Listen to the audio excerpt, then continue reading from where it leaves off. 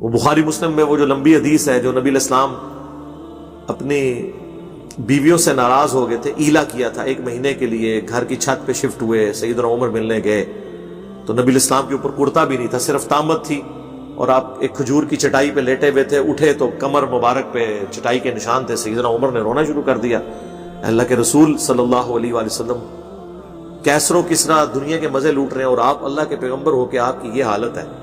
تو آپ نے فرمایا اے عمر، لگتا ہے کہ دنیا کی حقیقت ابھی بھی تجھ پہ نہیں کھلی، کیا تو اس پہ راضی نہیں ہے کہ کیسر و کسریٰ یعنی رومنز اور پرشینز کے جو حاکم ہیں، بادشاہ ہیں، وہ دنیا کے مزے لوٹیں اور ہم آخرت کی سعادت۔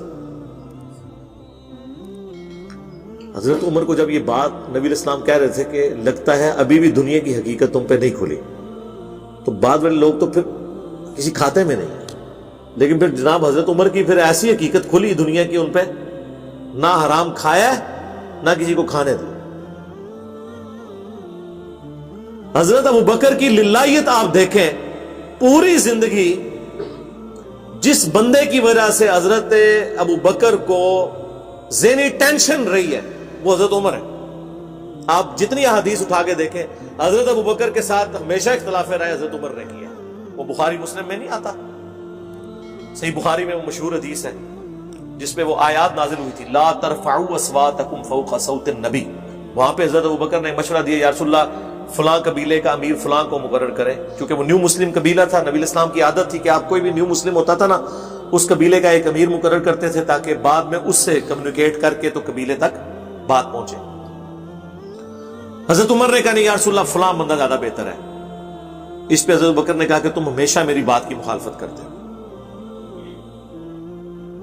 بس اسی چپکلش میں آوازیں بلند ہوئیں، لیکن آوازیں وہاں بلند ہوئیں جو اس کائنات میں اللہ کے بعد سب سے ریسپیکٹیبل پرسنالٹی، محمد رسول اللہ صلی اللہ علیہ وآلہ وسلم۔ قرآن نازل ہو گیا کہ نبی کی آواز سے بھی اپنی آواز کو بلند نہیں کرنا، لا ترفعوا اصواتکم فوق صوت النبی۔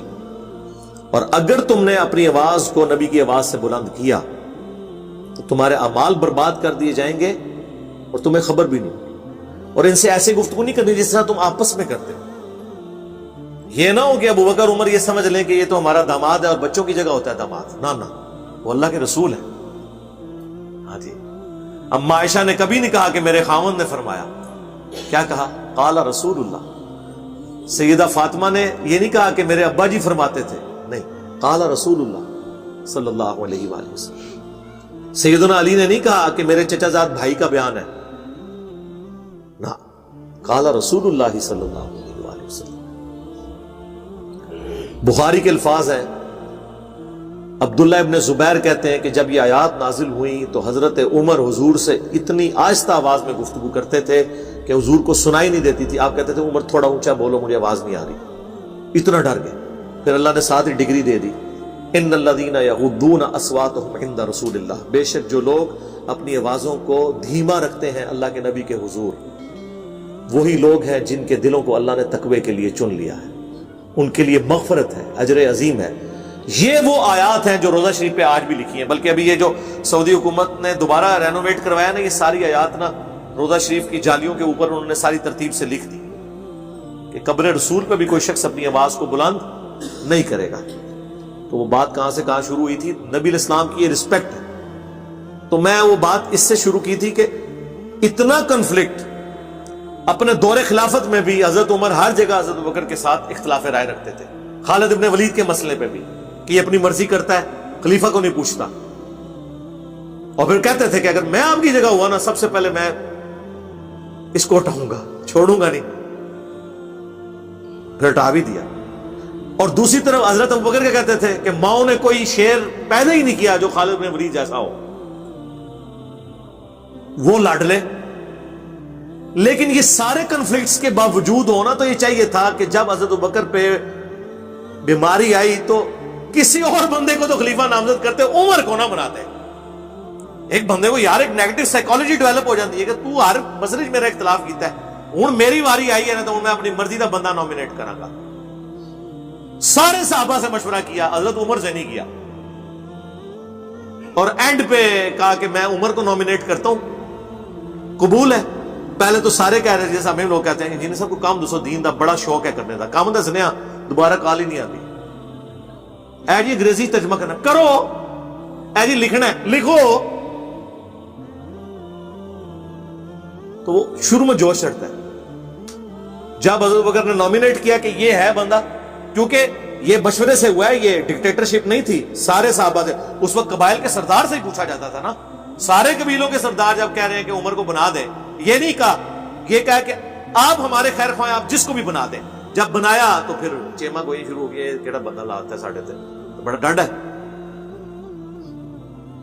پھر حضرت بکر نے کہا کہ ایک طرف تم کہتے ہو میں تمہارا خیر خواہ ہوں، اچھا وہ میرا خیال ہے وہ بھی سوچ رہے ہوں گے کہ عمر کو تو نہیں بنائیں گے. ظاہر ہے ادھر بھی جو مشورے دیتا ہے نا بندے کو بار بار، آپ ہمارے پولیٹیشنز کو بھی دیکھ لیں، جو بندہ ان کی پالیسی سے اختلاف کرتا ہے نا سب سے پہلے اس کو پوسٹ سے ہٹاتے ہیں. جدھر موقع ملتا ہے وہ کہتے ہیں یار ان تو سائڈ تے کرنا، یہ تو جان چھڑاؤ یار، یہ بڑے مشورے دیتا رہتا ہے منو. تو وہ ایکسپیکٹ نہیں کر رہے تھے حضرت عمر کو ہی، اور حضرت عمر سے نہیں پوچھا. حضرت عمر ناراض ہو کے آپ نے مجھ سے پوچھے بغیر نامینیٹ کر دیا ہے. تو حضرت ابوبکر نے کہا مجھے اگر یہ بات پتہ ہوتی نا، میرے علم میں کہیں یہ بات کونے میں بھی ہوتی نا کہ تم خلافت کی خواہش رکھتے ہو، تو میں تمہیں نامینیٹ ہی نہ کرتا. مجھے پتا تھا میں تمہیں پوچھوں گا اور تم انکار کرو گے. بہرحال اب یہ میں نے نامینیٹ کر دیا. اور پہلی نصیحت کی اتق اللہ یا عمر، اے عمر اللہ سے ڈرنا. اور ڈرتے ہوئے یہ چیز ذہن میں رکھنا کہ اگر ایک بندہ بھی جنت میں جا رہا ہے تو اللہ کی رحمت سے امید رکھنا کہ وہ تم ہو، اور اگر ایک بندہ بھی جہنم میں جا رہا ہے تو یہ ڈر جانا کہ تم نہ ہو. تو یہ لوگوں میں للہیت تھی. ہم لوگ تو بس اس قسم کی باتیں ہی کرتے ہیں. تکلیفیں جن لوگوں نے اٹھائی ہیں نا جی، ان کے نام آج تک زندہ ہیں. رضی اللہ عنہ انہیں کہتے ہیں، علیہ السلام کہتے ہیں. حضرت ابوبکر نے حضرت عمر کو کیوں خلیفہ بنایا؟ حالانکہ وہ حضرت علی کے گھر جا کر پریشان ہوئے تھے. خلیفہ تو نہیں حضرت عمر کو بنایا، مشورہ کیا تھا. مشورے میں صحابہ کرام نے آپ کے اوپر چھوڑا تھا کہ آپ جو ڈیسیژن کریں گے. اس کے بعد بھی فیڈ بیک لیا گیا. تو اس میں کوئی ایسا مسئلہ نہیں ہے، کسی کی خلاف ورزی نہیں ہوئی ہے. اور وہ جو آپ کہہ رہے ہیں حضرت علی کے گھر جا کے پریشان ہوئے، تو انہوں نے کہا تھا آپ نے اس امر خلافت میں ہمیں شامل کیوں نہیں کیا مشورے کے طور پر؟ تو حضرت عمر کو بناتے وقت مشورے کے طور پر شامل کیا گیا تھا. تمام صحابہ جو بڑے تھے ان سے پوچھا گیا تھا، تو سب نے کہا آپ مسلمانوں کے خیر خواہ ہیں، آپ جس بندے کو نامینیٹ کریں گے ہم اسے ایکسیپٹ کریں گے.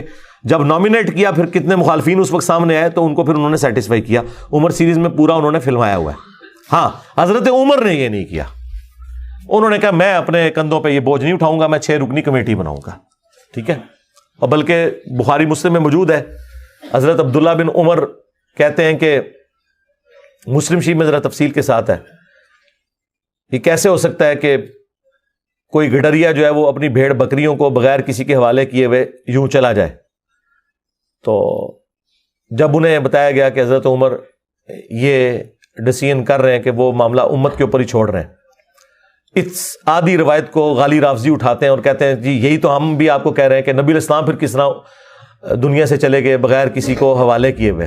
روایت آدھی پڑھتے ہیں، آگے موجود ہے. عبداللہ بن عمر کہتے ہیں کہ پھر جب مجھے خبر دی گئی کہ میرے والد نے کہا ہے کہ اگر میں اپنی جگہ کسی کو خلیفہ نامزد کرتا ہوں تو میں اس شخص کی سنت پہ عمل کرتا ہوں جو مجھ سے بہتر تھا، یعنی ابو بکر، اور اگر میں نہیں کرتا تو میں اس کی سنت پہ عمل کرتا ہوں جو ہم سب سے بہتر تھے، محمد رسول اللہ صلی اللہ علیہ وآلہ وسلم. تو عبداللہ بن عمر کہتے ہیں پھر مجھے پتا چل گیا کہ ہاں، کیونکہ نبی علیہ السلام کی سنت کو پرائرٹی حضرت عمر دیتے تھے، تو وہ کہتے ہیں مجھے پتا چل گیا کہ اب میرے ابا جان وہ کام نہیں کریں گے جو حضرت ابو بکر نے کیا، بلکہ وہ کام کریں گے جو نبی علیہ السلام نے کیا. ٹھیک ہے. تو سمجھ میں کسی کو فرق لگ سکتا ہے. میرے خیال ہے حضرت عمر نے جو ڈیسیژن کیا وہ بالکل درست تھا کہ شورا بنائی اور شورا کے اوپر معاملے کو چھوڑ دیا، اور اس میں کرائٹیریا انہوں نے اپنی ذات کو نہیں رکھا. ہاں بخاری کے الفاظ ہیں، ان 6 میں سے خلیفہ چن لینا، علی، عثمان، طلحہ، زبیر، عبد الرحمن بن عوف اور سعد بن ابی وقاص، کہ رسول اللہ جب دنیا سے گئے تو ان سے راضی تھے، اپنی وفات تک راضی تھے. تو کرائٹیریا انہوں نے وہی بنایا جو نبی علیہ السلام کا تھا. یعنی 10 مبشرہ میں سے وہ 6 بچ گئے تھے. ایک 7ویں بھی تھے لیکن وہ حضرت عمر کے بہنوئی تھے, سعید ابن زید, ان کو اس وجہ سے انہوں نے شامل نہیں کیا, ورنہ یہ 6 عشرہ مبشرہ والے تھے. تو عشرہ مبشرہ کے پیچھے تو نبی الاسلام اور اللہ تعالیٰ کھڑے ہوئے. یہ جو آج لوگ کہتے ہیں نا کہ جی اس وقت ڈیموکریسی کیوں نہیں ہوئی, ڈیموکریسی اس لیے نہیں ہوئی ہے کہ جب وحی کی تائید حاصل ہو کسی معاملے میں, نبی الاسلام نے ان 6 کو بہتر کہا نا, تو دوبارہ سے ڈیموکریسی کروانے کی ضرورت ہی نہیں ہے. تو وہاں ہمارے پاس تھا ایک آپشن, لیکن بعد میں پھر دیکھنا چاہیے کہ کثرت رائے سے فیصلہ ہو. سیدنا عمر رضی اللہ تعالیٰ عنہ نے سیدنا علی کو 6 رکنی کمیٹی میں داخل کیا, جس کے ذریعے خلیفہ ثالث کو چنا گیا, جبکہ اہل تشیع اس معاملے میں سیدنا عمر کے اس اقدام کو بدنیتی قرار دیتے ہیں, نعوذ باللہ.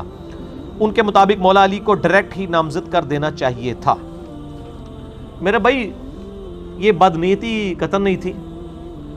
صحیح بخاری میں موجود ہے کہ یہ میں نے ریسرچ پیپر جو واقعہ کربلا والا ہے نا, واقعہ کربلا کا حقیقی پس منظر 72 صحیح الاسناد حدیث کی روشنی میں, جس میں 200 روایتیں ہیں, اکثر بخاری اور مسلم سے ہیں, اس میں بھی میں نے یہ حدیث ڈالی ہوئی ہے. بخاری میں ہے 3700 اور ایک اس کا طریق بخاری میں ہے 7207, جس میں حضرت عثمان کس طرح منتخب ہوئے وہ ڈیٹیل موجود ہے. یہ ذرا دکھا دیں جی دوبارہ ان کو واقعہ کربلا والا سچ پیپر. یہ عربی میں بھی ہے, اردو میں بھی ہے, ہندی میں بھی ہے اور انگلش کے اندر بھی ہے, انشاءاللہ فارسی میں بھی آ جائے گا. فری ڈاؤن لوڈ کر سکتے ہیں, اور اگر ڈاک کے ذریعے منگوانا ہے عثمان بھائی کو کال کریں 032159000162, فری آ جائے گا آپ کے گھر. اس میں موجود ہے بخاری میں 3700 اور 7207 کہ 6 رکنی کمیٹی جو سیدنا عمر نے وفات کے دنوں میں بنائی. ایک طریق میں آتا ہے کہ انہوں نے نام لیا علی, عثمان, طلحہ, زبیر, عبد الرحمن بن عوف اور سعد ابن ابی وقاص. 6. ایک میں حضرت علی کا نام پہلے ہے, ایک میں حضرت عثمان کا نام پہلے ہے. 6 رکنی کمیٹی بنائی. اس سے پہلے جو آپ اس پوری ڈیٹیل حدیث کو پڑھیں تو عبداللہ بن عمر کہتے ہیں کہ لوگوں نے حضرت عثمان سے کہا اپنا خلیفہ نامزد کریں, حضرت عمر سے. تو حضرت عمر نے کہا اگر میں خلیفہ نامزد کرتا ہوں تو میں اس شخص کی سنت میں عمل کرتا ہوں جو مجھ سے بہتر ہے, یعنی سیدنا ابو بکر, اور میں اگر خلیفہ نامزد نہیں کرتا تو میں اس شخص کی سنت پہ عمل کرتا ہوں جو ہم سب سے بہتر ہے, یعنی نبی صلی اللہ علیہ وآلہ وسلم.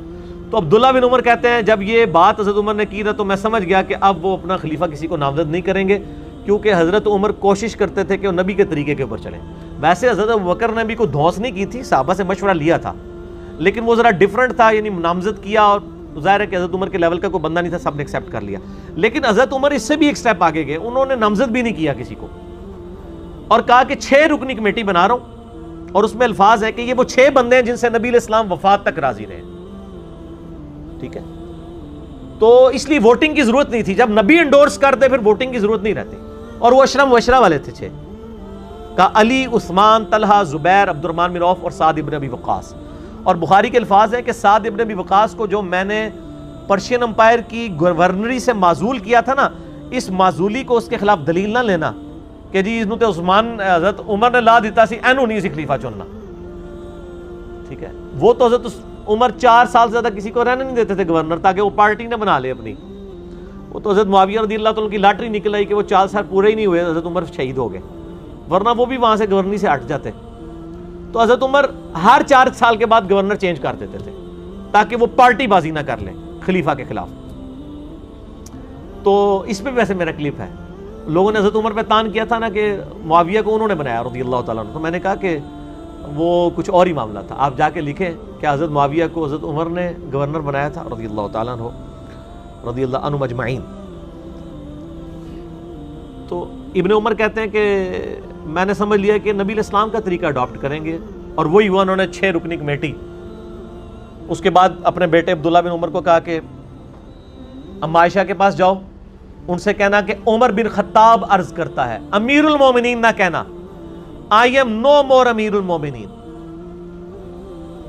کہیں میرے اس امیر کے حکم اولي الامر منکم کے تحت, یعنی اس کو حکم نہ امیر المومنین کا مان کے اما عائشہ مجبور ہو جائیں. ان سے کہو کہ عمر اپنے 2 ساتھیوں کے ساتھ دفن ہونا چاہتا ہے. اما عائشہ نے کہا رضی اللہ تعالیٰ عنہ, میں نے یہ جگہ اپنے لیے رکھی تھی لیکن آج عمر کو میں اپنے پہ ترجیح دوں گی. تو پھر وہ ساتھ دفن کیے گئے. ایک کنڈی کھلنے والا واقعہ جھوٹا جے, یہ حضرت ابو بکر نے کہا میری یہ رکھ دینا، میں وہ کنڈی کھل جائے گی تو جھوٹ ہے. ورنہ تو سیدہ عائشہ کو بھی حضرت عمر کہتے ہیں کہ میں آ رہا ہوں، اگر کنڈی کھل گئی تو مجھے دفنا دینا. بخاری میں موجود ہے، کوئی کنڈی نہیں کھلی. میرا اس کے اوپر بھی کلپ ہے کہ قبر رسول سے آواز حضرت ابو بکر کے لیے. جھوٹ ہے بالکل. بخاری میں بالکل اس کے اپوزٹ چیزیں موجود ہیں. یہ ساری تاریخی روایتیں جمع کر کے تو امت کا بیڑا غرق کیا ان لوگوں نے، ظالموں نے. تو سیدنا عمر فاروق رضی اللہ تعالیٰ عنہ نے 6 رکنی کمیٹی بنائی. وہ کوئی بدنیت نہیں تھے. بیسیکلی حضرت عمر چاہتے تھے کہ مسلمان کنسنسس کے ساتھ 6 رکنی کمیٹی میں سے کسی کو چن لیں. باقی میں آپ کو بتاؤں، حضرت عمر نے خواب بھی دیکھا تھا، وہ بھی میں نے اس ریسرچ پیپر میں ڈالا ہوا ہے. وہ حدیث ہے صحیح مسلم میں 1258. حضرت عمر کہتے ہیں میں نے خواب دیکھا ہے کہ آج ایک مرغے نے خواب میں مجھے ٹھونگے ماری ہیں، اور میں نے اس کی تعبیر یہی کی ہے کہ مجھے قتل کر دیا جائے گا، اور اگر میں قتل ہو جاؤں تو ان 6 بندوں کے علاوہ کسی کو خلافت کے معاملے میں شامل نہ کرنا جن سے نبی علیہ السلام وفات تک راضی رہے. یعنی ان کی نسبت نبی کی نسبت ہی تھی. اس کا مطلب ہے کچھ ایسے بھی تھے جن سے حضور وفات کے وقت ناراض تھے. اور پھر اس میں حضرت عمر کے بڑے سخت الفاظ ہیں. اس میں انہوں نے کہا کہ اور مجھے خوب معلوم ہے کہ بعض لوگ اس امر خلافت میں تان کریں گے، اور یہ وہی لوگ ہیں جن کو میں نے اسلام کی خاطر ان کے اسلام قبول کرنے سے پہلے اپنے ہاتھوں سے انہیں مارا تھا. ان کا یہ جو نیو مسلم ہے نا، اور ظاہر وہ آل امیہ ہی تھی زیادہ تر، تو یہ نیو مسلم دیکھنا کہ یہ تان کریں گے جب ان 6 بندوں میں سے کسی کو خلیفہ چنو گے. اور دیکھ لیں حضرت علی کے خلاف پھر کھڑے ہوئے نا وہ. حضرت عمر نے کہا کہ، اور اس کے آگے پھر بڑے سخت الفاظ ہیں، میں یعنی وہ حضرت عمر کے ریفرنس سے ہی بیان کرتا ہوں. حضرت عمر کہتے ہیں میں نے ان کو اپنے ہاتھوں سے مارا کیا ہوا ہے اور فتح مکہ پہ معافی مانگ کے مسلمان ہوئے ہیں. پس اگر یہ لوگ ایسا کریں یعنی خلافت میں تان کریں تو جان لینا کہ وہ اللہ کے دشمن، کافر اور گمراہ ہیں.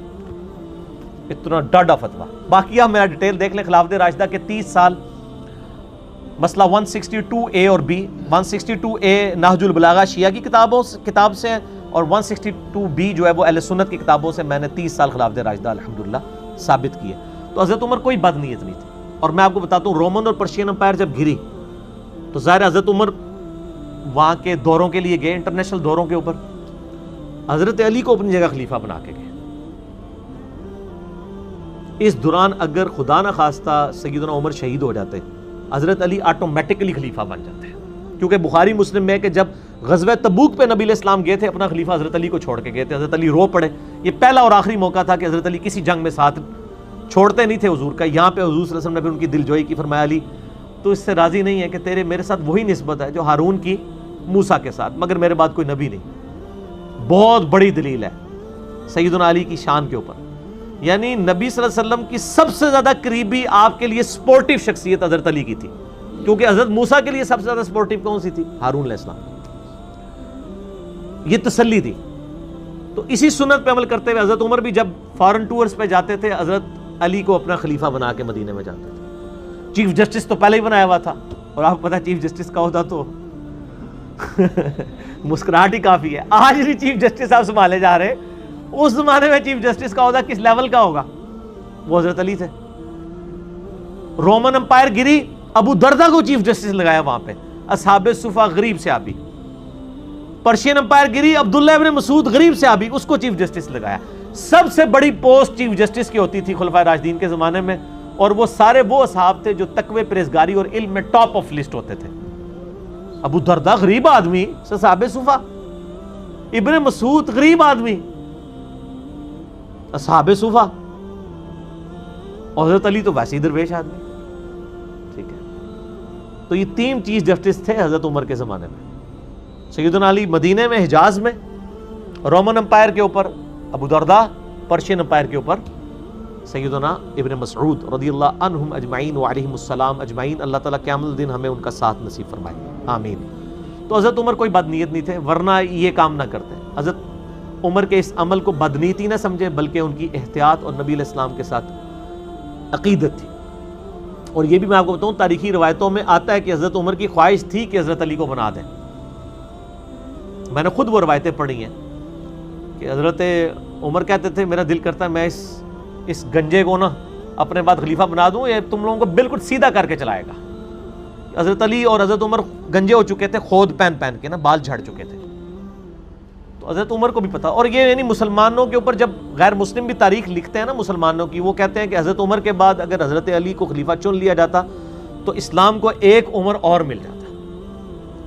بہرحال ایک معاملہ الگ ہے، ہم تو چاروں کو خلفائے راشدین مانتے ہیں، حسن ابن علی کو 5ویں خلیفہ راشد مانتے ہیں الحمدللہ۔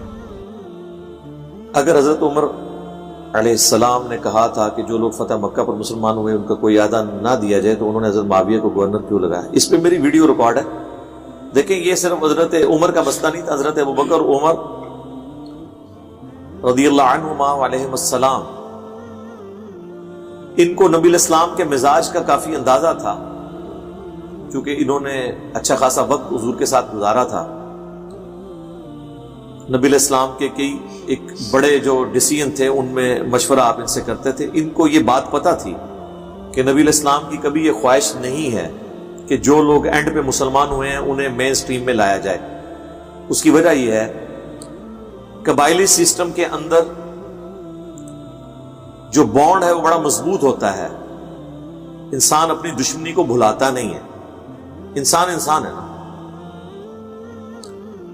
تو اس سٹرونگ سسٹم میں جب وہ قبائل مسلمان جو ہوئے جن کے آباء و اجداد کے ساتھ صحابہ نے جنگیں لڑی ہوئی تھی، اور صحابہ کو بھی اس چیز کا اندازہ تھا کہ یہ مسلمان تو ہو گئے ہیں، لیکن ظاہر ہے کہ جب انسان کے سامنے اس کے باپ کا قاتل آئے تو انسان کے دل پہ ایک بار یعنی گراں تو گزرتی بات۔ نبی علیہ السلام کی بھی کبھی خواہش نہیں تھی کہ یہ جو لیٹ کمرز ہیں ان کو مین سٹریم میں لایا جائے، کہ کبھی ان کے اندر کوئی اس طرح کی نیگیٹو سائیکالوجی ڈیولپ ہو۔ اس لیے آپ دیکھیں حضرت ابوبکر حضرت عمر نے کبھی بھی اس طرح کے لوگوں کو مین سٹریم میں کبھی بھی لے کے نہیں آئے۔ یہ حضرت عثمان کے دور میں ایسے لوگ اوپر آئے ہیں، پھر حضرت علی نے ان سب کو مسلط کیا، اور اسی وجہ سے حضرت علی کی خلافت کو بنو امیہ نے ایکسیپٹیبلٹی نہیں دی۔ رہ گیا حضرت معاویہ والا معاملہ، تو یہ ایک ٹوٹلی ایک حادثہ تھا، اور حادثہ کہیں بھی ہو سکتا ہے۔ اس کی ریزن میں آپ کو بعد میں بتاتا ہوں، لیکن ایک جو حضرت عمر کا جنرل رول تھا نا کہ وہ 4 سال سے زیادہ کسی کو بھی کسی عہدے پر نہیں رہنے دیتے تھے، چاہے وہ کتنا ہی بڑا کیوں نہ ہو، اسے معزول کر دیتے تھے۔ حضرت سعد ابن ابی وقاص فاتح ایران ہے، پرشین امپائر انہوں نے قادسیہ میں گرائی ہے، گورنر تھے ایران، حضرت عمر نہیں بنایا، لیکن 4 سال پورے ہونے سے پہلے انہیں واپس مدینہ شریف بلا دیا۔ حضرت عمر بن عاص فاتح مصر تھے، ان کو بھی پوسٹ سے ہٹا دیا۔ کیوں؟ تاکہ کوئی شخص اپنی پارٹی اور جتھا نہ بنا دے۔ خطرہ ہوتا ہے نا، ایک سٹرونگ پولیٹیکل لیڈر کے طور پہ کوئی اس طریقے سے سامنے نہ آ جائے جو پھر سسٹم کو چیلنج کرنا شروع کر۔ اور یہ ان کی مینجمنٹ کی سب سے بڑی خوبصورتی تھی۔ حضرت معاویہ کی یہ قسمت تھی، آپ سمجھ لیں کہ حضرت عمر کے دور میں ان کے 4 سال پورے نہیں ہوئے تھے، ورنہ 4 سال کے اندر وہ بھی اس عہدے سے معزول تھے۔ پھر 11 سال ان کو حضرت عثمان والے بھی مل گئے، اور 15 سال میں ظاہر ہے کہ ایک پھر لوگوں کے ساتھ ذاتی ایفیلیشن ہو جاتی ہے، ایک حکمران، اور پھر حکمران بھی ایسا ہو کہ جو مال غنیمت جو ہے وہ ان پہ نچھاور بھی کرتا ہو، وہاں کے جتنے وار لارڈز ہیں ان کو انٹرٹین کرتا ہو، تو سب لوگ اس سے خوش ہوں گے، تو نیچرل چیز ہے۔ اس اعتبار سے وہ دنیاوی طور پر لکی رہے، میں آخرت کے پوائنٹ آف ویو سے نہیں بات کر رہا ان کا بنانا، تو اس پہ میری ویڈیو ریکارڈ ہے آلریڈی، اور میں نے اس میں شیخ زبیر صاحب کا وہ کلپ بھی ڈالا تھا، شیخ زبیر علی زئی صاحب سے جو میرے 100 کوسچنز ہیں 17 جون 2009 کو، اس میں بھی انہوں نے ڈسکشن کرتے ہوئے یہ بات کی کہ حضرت یزید بن ابی سفیان رضی اللہ تعالیٰ عنہ کے بارے میں، جو حضرت معاویہ کے بھائی تھے، اور جنگ یرموک میں وہ رومن امپائر کے خلاف ابو عبیدہ ابن جراح کے چند بڑے کمانڈروں میں سے تھے، ان کا ذکر خیر ہو رہا تھا، تو اس میں انہوں نے کہا کہ علی بھائی یہ وہی یزید بن ابی سفیان ہے جن کی وجہ سے پھر حضرت معاویہ بھی اوپر آ گئے۔ اب یہ جملہ ایک چھوٹا سا ہے، لیکن اس کے اندر ایک پوری قیامت ہے، اس کی شرح میں آپ کو اب بیان کرتا ہوں۔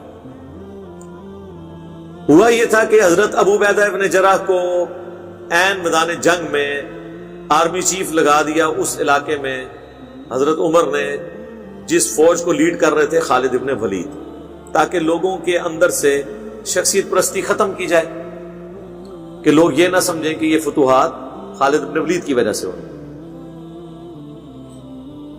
اور یہی وجہ ہے کہ پھر جنگ یرموک میں کامیابی کے بعد سیدنا عمر نے جو خطبہ دیا مسجد نبوی میں، وہ عمر سیریز کے اندر انہوں نے فلمایا ہے، بڑا زبردست۔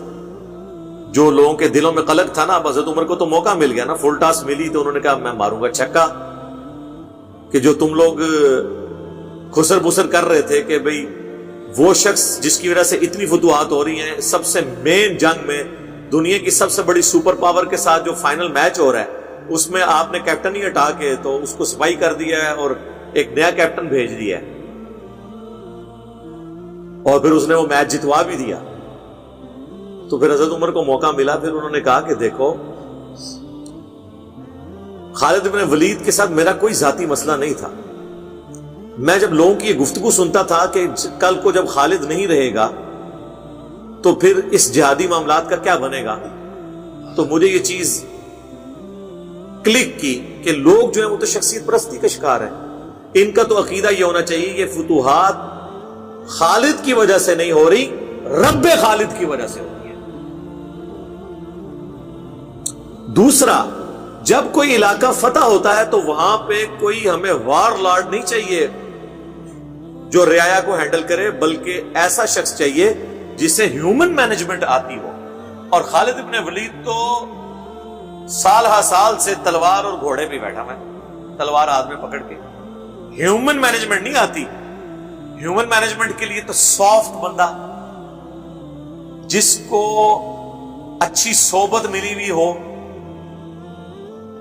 نبی علیہ السلام کا قرب نصیب ہو، صبح و شام آپ کے ساتھ گزارے ہوئے ہوں، تو ابو عبیدہ ابن جراح سے بڑھ کے کون ہو سکتا تھا؟ جو بخاری مسلم میں حدیث ہے، ہر امت کا ایک امین ہے اور میری امت کا امین ابو عبیدہ ابن جراح ہے۔ تو کل کو جب یہ رومن امپائر مسلمانوں کے پاس آئے گی تو یہاں پہ ایسا شخص حکمران ہونا چاہیے جو تلوار اور گھوڑے والا نہ ہو بلکہ ہیومن مینجمنٹ جانتا ہو۔ تو یہ ریزن پھر انہوں نے اس وقت بیان کیا۔ اب ابو عبیدہ ابن جراح تو بن گئے وہاں پہ گورنر۔ اس کے بعد عمر سیریز میں وہ بھی فلمایا جب حضرت عمر ملنے جاتے ہیں، ان کی حالت وہاں دیکھتے ہیں کہ قلعے کے کونے میں ایک چھوٹا سا کمرہ ہے، اس میں انہوں نے اپنا آفس بنایا ہوا ہے، درویشی کی زندگی۔ تو وہاں پہ حضرت عمر کہتے ہیں کہ دنیا نے ہر شخص کو دھوکہ دیا ہے سوائے ابو عبیدہ ابن جراح کے، جسے دنیا نہیں بیٹ کر سکی۔ اس کے بعد ابو عبیدہ ابن جراح جو ہیں وہ طاعون کے مرض میں شہید ہو جاتے ہیں۔ ہم تو یہ سمجھتے ہیں کہ کوئی اللہ کا نیک بندہ تو وہی ہوگا کہ جو یعنی پورے گھر والوں کو جمع کرے، کلمہ پڑھے اور ساتھ ہی خود ہی اوپر لے کے کفن لیٹ جائے کہ جی میں گیا۔ طاعون کے مرض میں اتنے بڑے بڑے پھوڑے نکلتے تھے، ایک بیکٹیریل ڈیزیز تھی، وائرل ڈیزیز تو نہیں تھی، لیکن آپ سمجھ لیں ایک اس طرح کا مرض تھا جو پھیلتا تھا بیکٹیریا کی وجہ سے۔ اب تو آلموسٹ یہ ختم ہو چکا ہے، دنیا صرف افریقن ملکوں میں ہی رہ گیا ہے۔ لاکھوں لوگ مرتے تھے، ملینز میں لوگ مرے اس مرض سے۔ بخاری مسلم میں حدیث ہے میری امت میں جو مر جائے اہل ایمان میں سے وہ شہید لکھا جائے گا طاعون کے مرض میں۔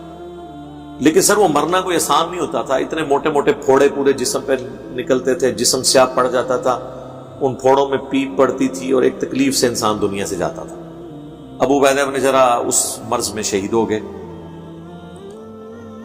اب ظاہر ہے کہ اس کے بعد نیا گورنر چننا تھا تو کوئی what's app message, phone call, کوئی موبائل فون تو نہیں تھا جناب۔ آلموسٹ کچھ 40 دن کی مسافت ہے مدینہ شریف اور شام کی۔ تو جو پیچھے باقی سینئر اصحاب جو بچے تھے انہوں نے آپس میں مشورہ کر کے معاذ ابن جبل کو گورنر شام چن لیا اور حضرت عمر کو خط لکھ دیا کہ ہم نے یہ چن لیا، بجائے کہ 40 دن خط جانے میں لگے پھر 40 دن آنے میں۔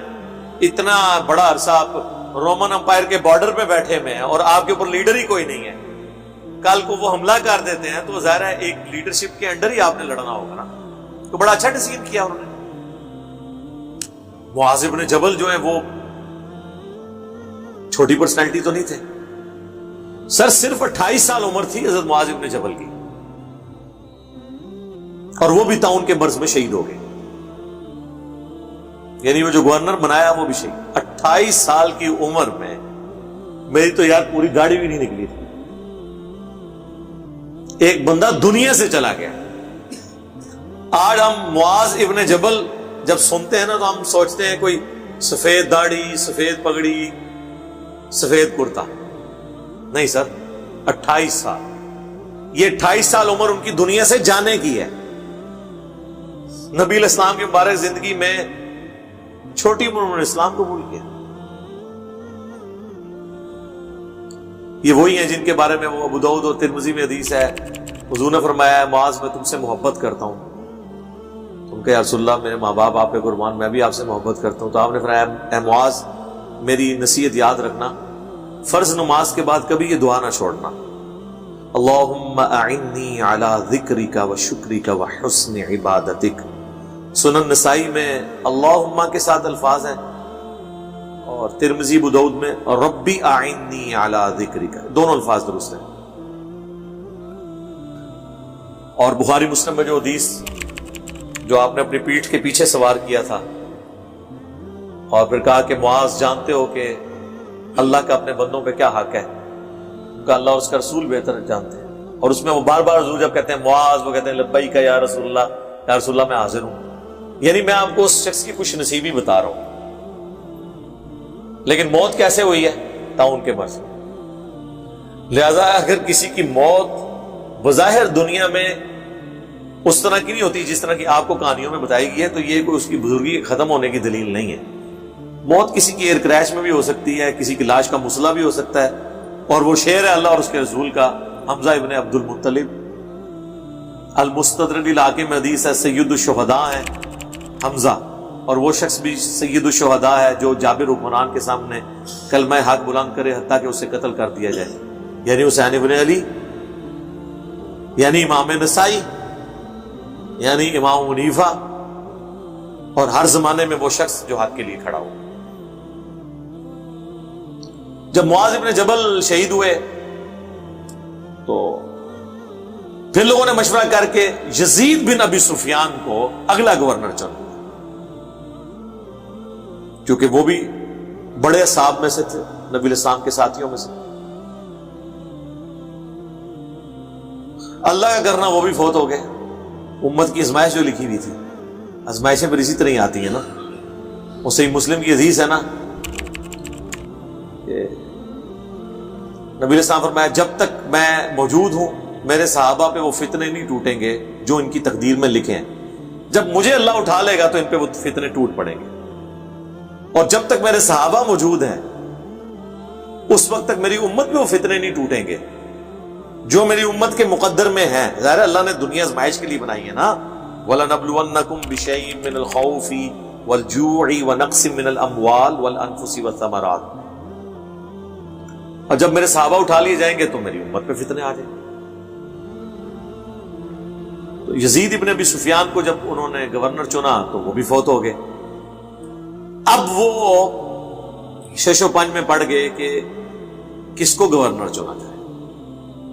پھر کنسنسس کے ساتھ حضرت معاویہ کو چن لیا گیا، اس وجہ سے بھی کہ حضرت معاویہ جو ہے حضرت یزید بن ابی سفیان کے چھوٹے بھائی بھی تھے، اور اسی خاندان سے تعلق بھی رکھتے تھے، ایک تھوڑا سا ایک سسٹم بھی ڈیولپ ہو گیا تھا، اور پھر نبی علیہ السلام کا ظاہر ہے کہ ایک تالیف قلب والا معاملہ بھی تھا، تو اسی کی کنٹینیوشن تھی۔ تو صحابہ کرام نے وہ حضرت عمر کو خط لکھا کہ ہم نے اب حضرت معاویہ کو چن لیا۔ تو یار 3 گورنر جو انہوں نے چنے حضرت عمر نے وہ بھی ایکسپٹ کر لیے، چوتھے کو بھی کر لیا، ٹھیک ہے۔ یہ قطعاً بدنیتی پہ نہیں تھا، حضرت عمر نے انہیں مامور نہیں کیا اسپیشلی چن کے، بلکہ وہ ایک وہاں کے لوکل ڈیسیژن کو انہوں نے انڈورس کیا، اس لیے حضرت عمر کو کوئی بلیم اس حوالے سے نہیں کیا جا سکتا۔